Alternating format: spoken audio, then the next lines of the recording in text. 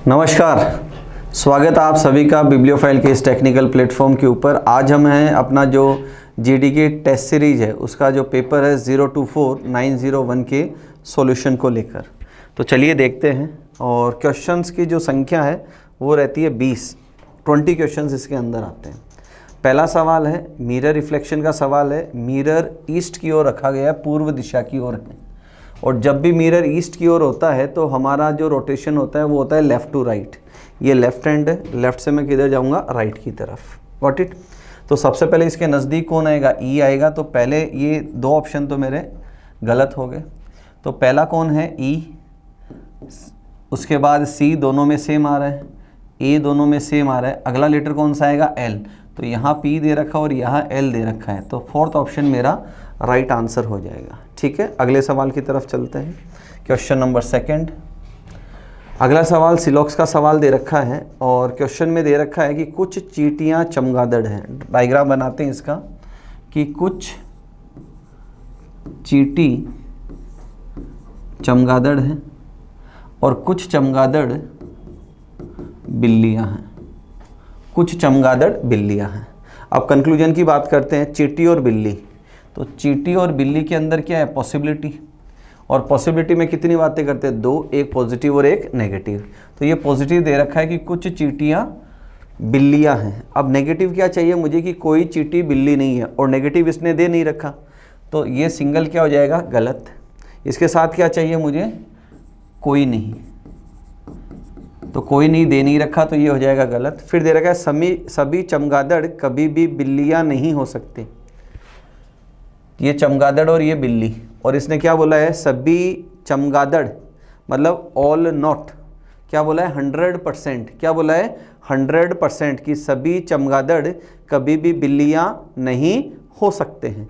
तो ये कंक्लूजन क्या चला जाएगा यहाँ पर, क्योंकि कुछ क्या है, ये तो इसमें फैक्ट है, पहले से ही दे रखा है कि कोई चमगादड़ और बिल्ली के अंदर कनेक्शन ऑलरेडी है इसके अंदर, कि कुछ हैं, इसका मतलब कोई नहीं कभी भी नहीं हो सकता ये, और उसी को क्या बोल रहा है, पॉसिबिलिटी के अंदर बोल रहा है। तो सेकंड वाला भी क्या हो जाएगा, गलत। तो फर्स्ट ऑप्शन राइट जाएगा कि ना तो पहला सही है और ना ही दूसरा यहाँ पर सही है। नेक्स्ट की तरफ चलते हैं।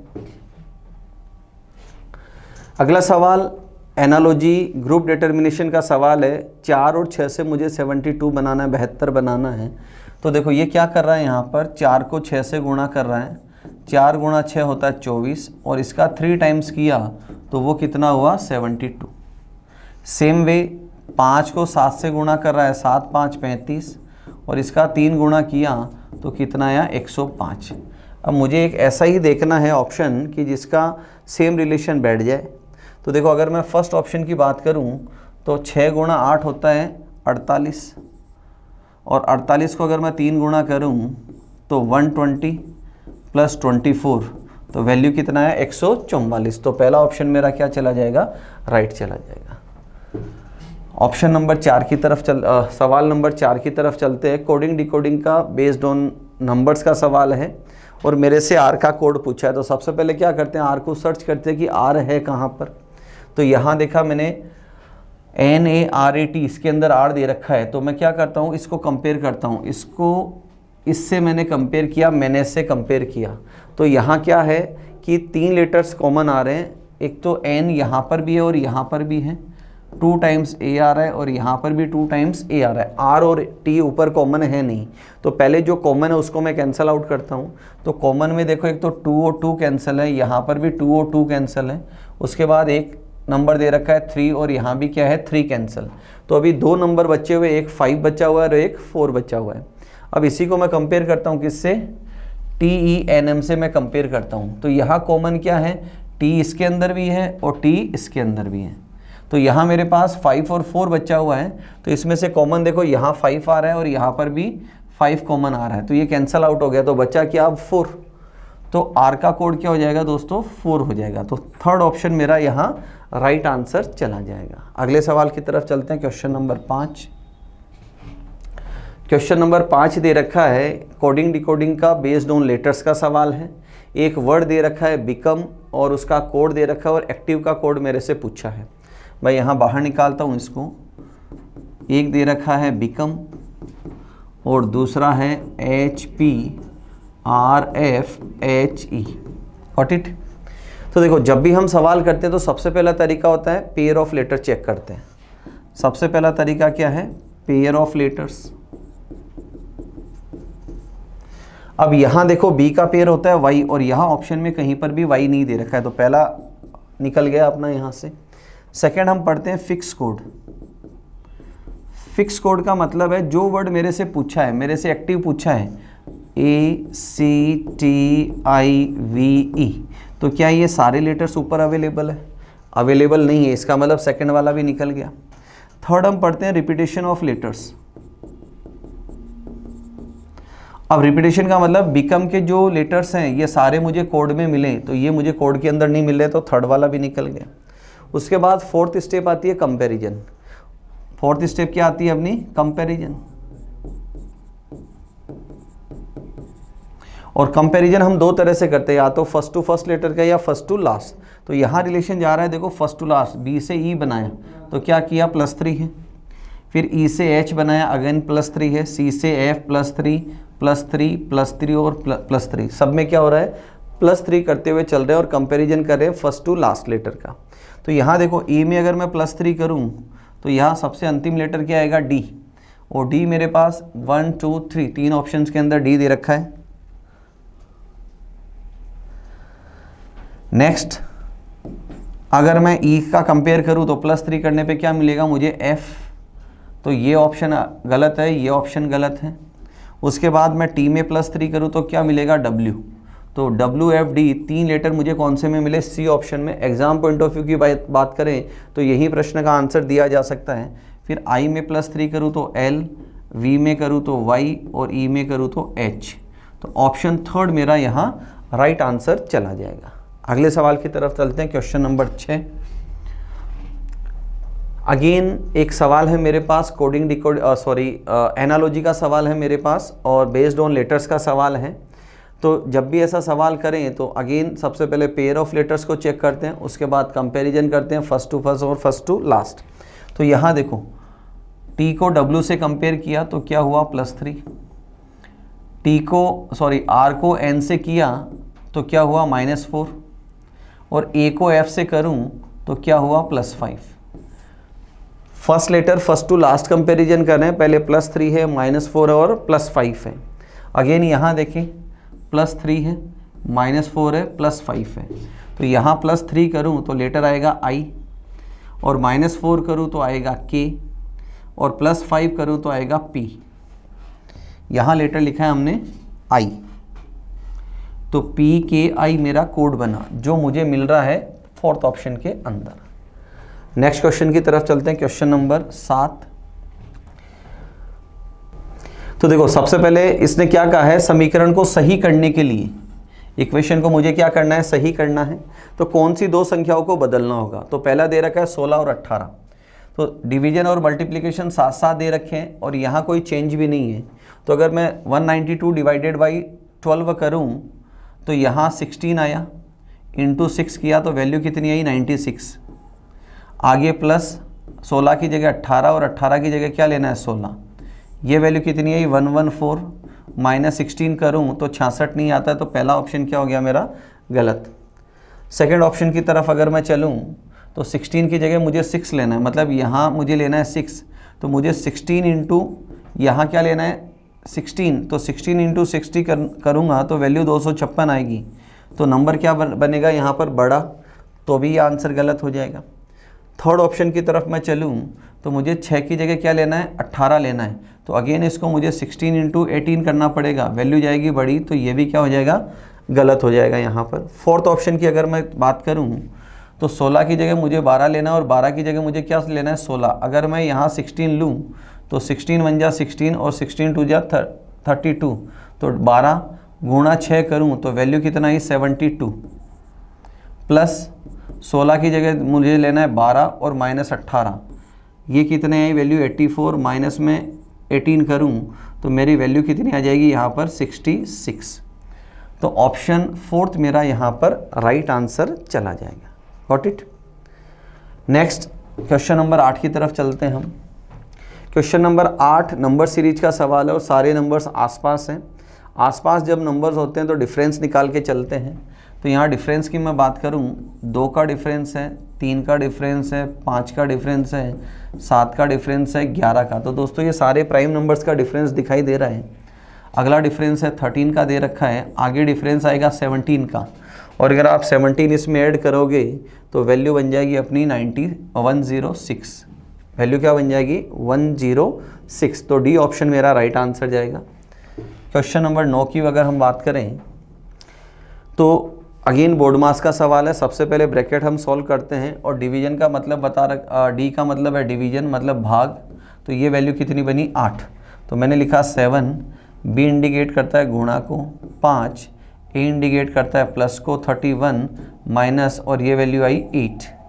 वैल्यू आई 35 प्लस 31 माइनस 8, दोनों का सम किया 66 माइनस 8, तो वैल्यू कितनी आ जाएगी यहाँ पर? 58। वैल्यू कितनी आ जाएगी? 58। तो थर्ड ऑप्शन यहाँ राइट आंसर है। क्वेश्चन नंबर 10 की तरफ चलते हैं। क्वेश्चन नंबर 10 दे रखा है, सिलॉक्स का सवाल दे रखा है और स्टेटमेंट है कुछ चाय कॉफ़ी है। डायग्राम बनाते हैं। कुछ चाय कॉफ़ी है और फिर सभी कॉफ़ी मीठी है। सभी कॉफ़ी मीठी है। तो बात पहले कंक्लूजन में कर रहे हैं मीठी और कॉफ़ी, तो सभी मीठी कॉफ़ी है। कंक्लूजन निकलेगा कुछ मीठी कॉफ़ी है। कंक्लूजन क्या निकलेगा? कुछ मीठी कॉफ़ी, और सामने वाला क्या बता रहा है? सभी मीठी कॉफ़ी है। तो ये एक पॉसिबिलिटी है पॉजिटिव। अब इसके साथ मुझे क्या चाहिए? नेगेटिव, और नेगेटिव इसके साथ होना था कुछ नहीं। नेगेटिव क्या मिलना था? कुछ नहीं, और वो अवेलेबल नहीं है। तो पहला ऑप्शन क्या हो गया? गलत। पहला कंक्लूजन क्या गया? गलत। फिर कहा कुछ मीठी चाय है, तो यहाँ चाय और मीठी के अंदर कंक्लूजन है कुछ मीठी चाय है, तो सेकंड कंक्लूजन क्या है? सही है। तो फर्स्ट ऑप्शन मेरा राइट आंसर चला जाएगा कि सिर्फ सेकंड कंक्लूजन यहाँ पर सही है। अगले सवाल की तरफ चलते हैं। क्वेश्चन नंबर 11 और एनालॉजी बेस्ड ऑन नंबर्स का सवाल है। ये 23 का स्क्वायर है दोस्तों, और ये है 24 का स्क्वायर प्लस 1 है। तो क्या किया? 23 प्लस 1 मतलब 24, और 24 का स्क्वायर कितना होता है? 576, और उसमें क्या कर दूं? प्लस 1, तो कितना बना? 577। ये है 29 का स्क्वायर, तो 29 प्लस 1 मतलब 30 का स्क्वायर कितना हुआ? 900, और प्लस 1 कर दूं तो वैल्यू क्या आ जाएगी? 901। तो डी ऑप्शन मेरा राइट आंसर है यहाँ पर। नेक्स्ट सवाल की तरफ चलते हैं। सिटिंग अरेंजमेंट का सवाल है। कहा है 5 लड़कियाँ नाम दे रखे हैं, एक पंक्ति में नॉर्थ फेसिंग है। पंक्ति में और क्या है? North facing. और जब भी नॉर्थ फेसिंग होते हैं तो राइट अपने अकॉर्डिंग चलता है, लेफ्ट भी अपने अकॉर्डिंग चलता है। मीता पश्चिम छोर पर है और टीना पूर्वी छोर पर है, मतलब फिक्स हो गई पोजीशन। 1 2 3 4 5। टीना पूर्वी छोर पर और मीता पश्चिमी छोर पर है। लीता और रीता एक दूसरे के अगल बगल है, ये दोनों पड़ोसी हैं। बबीता लीता के ठीक लेफ्ट है। बबीता किसके लेफ्ट है? लीता के ठीक लेफ्ट है, तो लीता और लीता के लेफ्ट है बबीता। और आता है फर्स्ट पर्सन मतलब बबीता के लिए, और बबीता मीता के दाई हैं, तो ये मीता, और मीता के राइट कौन है? बबीता। तो यहाँ मैंने लिखा बबीता, फिर लिखा लीता, और लीता के बगल में बैठी है रीता। ये इनका अरेंजमेंट हुआ। अब पूछा है पूर्वी छोर से दूसरे स्थान पर, तो पूर्वी छोर से दूसरे स्थान पर कौन है? रीता। तो फर्स्ट ऑप्शन मेरा राइट आंसर आ जाएगा यहाँ। अगले सवाल की तरफ चलते हैं। क्वेश्चन नंबर 13 की बात करते हैं। Question number 13 coding decoding based on letters का सवाल है। अब देखो इसमें क्या कर रखा है।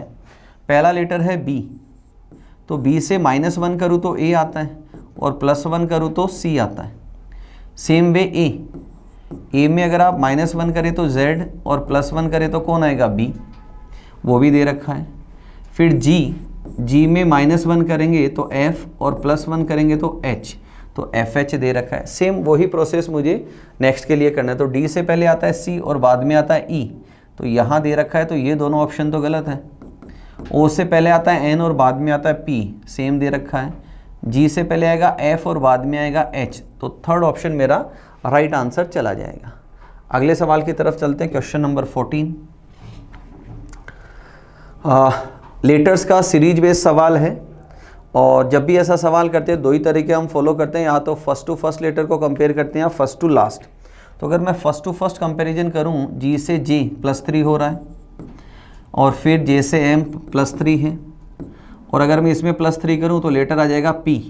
तो पी फर्स्ट में है, सेकंड में है, थर्ड में और फोर्थ में, चारों में है, और +3 किया तो एस।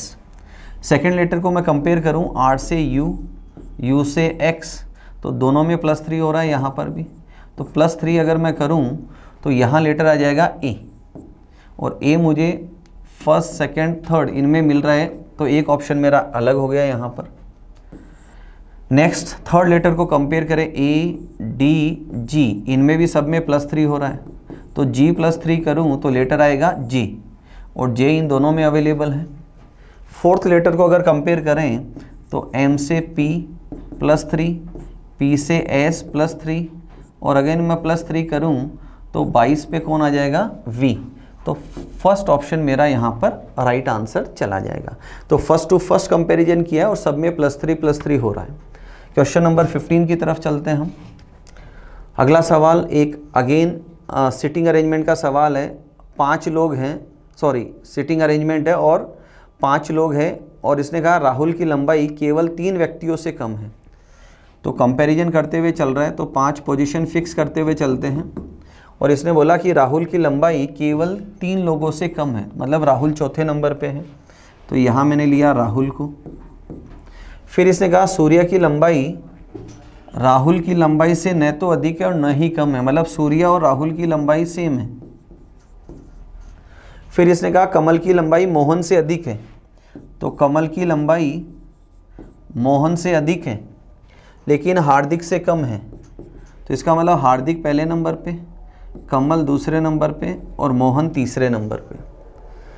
तो इसने पूछा है कि कितने व्यक्तियों की लंबाई सूर्य से अधिक है, तो 3 व्यक्तियों की, लेकिन हार्दिक से कम है, तो 2 लोग आ गए जो हार्दिक से तो कम है और सूर्य से अधिक है। तो सेकंड ऑप्शन मेरा यहाँ राइट आंसर चला जाएगा। अगले सवाल की तरफ चलते हैं, क्वेश्चन नंबर 16। टोटल 20 सवाल आते हैं। नेक्स्ट सवाल है एम्बेडेड, इसको कंप्लीट करना है। फिगर जो है इसका 1/4 पार्ट मिसिंग है, इसको मुझे कंप्लीट करना है। तो आप देख सकते हैं ये वाला पोर्शन और ये वाला पोर्शन सिमिलर है, तो ये और ये दोनों भी क्या आने, सिमिलर आने। तो ये ऐसा का ऐसा स्ट्रक्चर इधर आएगा, तो इसमें शेडेड पार्ट इस कोने के अंदर आएगा, यहाँ राइट में तो इधर भी इस तरफ ही आएगा। तो मैं ऑप्शन को देखते हुए चलता हूँ, तो ऑप्शन डी मुझे एक दिखाई दे रहा है जो इसकी सेम कॉपी होती है। Got it. अगले सवाल की तरफ चलते हैं। सिटिंग अरेंजमेंट का एक सवाल और है। 8 लड़के हैं और वृत्ताकार मेज है और केंद्र के विपरीत है। चेहरा किधर है, केंद्र से अपोजिट है इनका।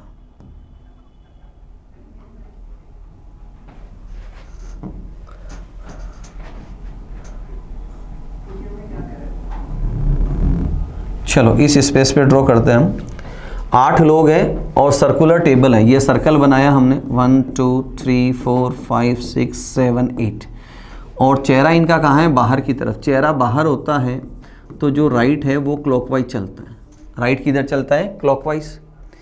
अब इसने कहा सुनील राम के ठीक लेफ्ट है, ये राम है, और राम के लेफ्ट यहाँ कौन है, सुनील, तो लेफ्ट चलेगा इसका एंटी क्लॉकवाइज। फिर दे रखा है राम राहुल के लेफ्ट चौथे स्थान पर, राम राहुल के लेफ्ट से चौथे स्थान पर है। 8 लोग हो, जब भी 4th पोजीशन हो तो वो हमेशा अपोजिट आती है, तो यहाँ मैं लेता हूँ राहुल को। नेक्स्ट इसने कहा है अमित राज के दाईं ओर से चौथे स्थान पर है, इसका मतलब अमित और राज एक दूसरे के अपोजिट होंगे। यहाँ मैं लिखता हूँ अमित और राज एक दूसरे के अपोजिट होने हैं। फिर दे रखा है राज राम के दाईं ओर से दूसरा है, राम के दाईं ओर से दूसरा, ये राम है और इसका राइट चलेगा क्लॉकवाइज, तो यहाँ कौन आएगा, राज, और राज के अपोजिट कौन बैठा है, अमित। ठीक है, राज के अपोजिट है अमित। फिर दे रखा है अनिल सुमित के लेफ्ट से दूसरे स्थान पर है। अनिल कहाँ है, सुमित के लेफ्ट, ये सुमित है, और सुमित के लेफ्ट कौन बैठा है, अनिल। और फिर बोला है अमन सुमित के राइट दूसरे स्थान पर है, ये सुमित है और इसके राइट दूसरे स्थान पर कौन है, अमन। Got it. 3 पोजीशन मेरे पास है। अगर मैं सुमित को यहाँ लूँ, मिड के अंदर लूँ, चेहरा इसका बाहर की ओर है, तो इसने कहा अनिल सुमित के लेफ्ट, सुमित और सुमित का लेफ्ट चलेगा एंटी क्लॉकवाइज, तो यहाँ कौन आ जाएगा, अनिल। फिर इसने कहा है अमन सुमित के राइट और सुमित का राइट चलेगा क्लॉकवाइज, तो यहाँ कौन आया, अमन। Got it. ये सारे लोग बैठ गए। अब पूछा है सुनील के राइट से दूसरा, सुनील के राइट, ये सुनील है और इसका राइट किधर चलेगा, क्लॉकवाइज ऐसे, तो कौन आया इसके राइट सेकंड, अनिल। तो डी ऑप्शन मेरा यहाँ पर राइट आंसर हो जाएगा। Got it. अगले सवाल की तरफ चलते हैं। क्वेश्चन नंबर 18, एम्बेडेड फिगर पूछा है, ये फोटो दे रखी है, कौन से ऑप्शन के अंदर अवेलेबल है। तो देखो ये स्ट्रक्चर यहाँ दिखाई दे रहा है 1 2 3, तो फर्स्ट ऑप्शन के अंदर ये अवेलेबल है। अगले सवाल की तरफ चलते हैं। क्वेश्चन नंबर 19, 19वां सवाल। एक नंबर सीरीज़ दे रखी है और इसमें क्या है, देखो 10 से अगर मैं 18 के ऊपर जाऊँ तो डिफरेंस आया 28 का, और 18 से मैं 46 जाऊँ तो अगेन इसमें डिफरेंस कितने का आ रहा है, 28 का, और 46 से अगर मैं 74 जाऊँ तो भी डिफरेंस कितने का आ रहा है, 28, और यहाँ से आगे जाऊँ तो भी डिफरेंस कितना आ रहा है, 28। तो आगे भी दोस्तों डिफरेंस कितने का आना है, 28 का। तो अगर 28 में लूँ और -28 करूँ तो वैल्यू कितना आ जाएगी मेरी, 130। कितना वैल्यू आएगी यहाँ पर, 130। अंतिम सवाल की तरफ चलते हैं। अगला सवाल है मेरा, कोडिंग डिकोडिंग का सवाल दे रखा है, बेस्ड ऑन लेटर्स का सवाल है। और लॉजिक इसमें क्या दे रखा है, देखो जब भी बेस्ड ऑन लेटर्स का सवाल करते हैं तो पहला तरीका होता है पेयर ऑफ लेटर बनाना। तो x का जोड़ीदार होता है c, कहीं भी अवेलेबल नहीं है। दूसरा तरीका होता है फिक्स कोड, मतलब जो मेरे से पूछा है क्या ये सारे लेटर ऊपर हैं, तो ये ऊपर अवेलेबल नहीं है। थर्ड हम करते हैं रिपीटेशन। रिपीटेशन की बात करूं तो क्या ये सारे लेटर यहाँ अवेलेबल है, क्या ये सारे लेटर इसके अंदर अवेलेबल नहीं है। फोर्थ होता है कंपैरिजन, फोर्थ है कंपैरिजन। और कंपैरिजन में 2 तरीके पड़ते हैं, फर्स्ट टू फर्स्ट और फर्स्ट टू लास्ट। तो यहाँ देखो x के समीप कौन आ रहा है, y +1, i से j, w से x और g से h। सब में क्या कर रहे हैं हम, +1 करते हुए चल रहे हैं। तो यहाँ भी मुझे क्या करना है, +1, और लिखना है फर्स्ट टू लास्ट। तो m से +1 करूँ तो n, S से करूँ तो T, O से करूँ तो P और E से करूँ तो F। तो FPTN, FPTN सेकेंड ऑप्शन में मुझे अवेलेबल है। तो ये थे दोस्तों आज के पेपर के 20 सवाल। अगले पेपर में, अगले वीडियो में फिर मुलाकात करेंगे, नेक्स्ट जो पेपर है उसके 20 क्वेश्चंस को लेकर। तो चीज़ों को समझिए, फिर भी डाउट हो तो आप मुझे कमेंट सेक्शन के अंदर बोल सकते हैं। Thank you everyone.